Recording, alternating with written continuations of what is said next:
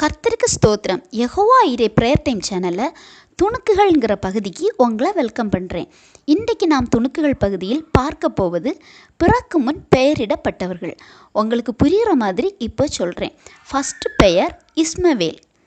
சாராயால் கடினமாய் நடத்தப்பட்ட ஆகார் ஓடி போகிறாள் அவங்கள விட்டு. அப்போ நீரூற்றண்டையில் தேவதூதனானவர் அவங்கள பார்த்தபோது இந்த வசனத்தை சொல்கிறாங்க. அதாவது ஆதியாகமம் 16:11.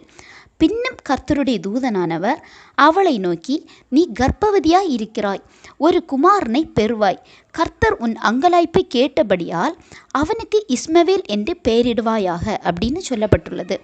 அதாவது ஆகார் கர்ப்பமாக இருக்காங்க. அந்த டைமில் இஸ்மவேல் பிறக்க முன்னாடியே கர்த்தருடைய தூதனானவரால் அவங்களுக்கு இந்த விஷயம் அறிவிக்கப்படுது. அதாவது பெயர் சொல்லப்படுது.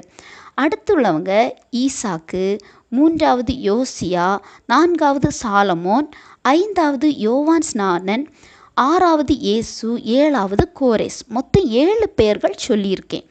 இதை பற்றின வேறு ஏதாவது துணுக்குகள் உங்களுக்கு தெரிஞ்சால் நீங்கள் கமெண்ட் மூலம் எனக்கு தெரியப்படுத்துங்க.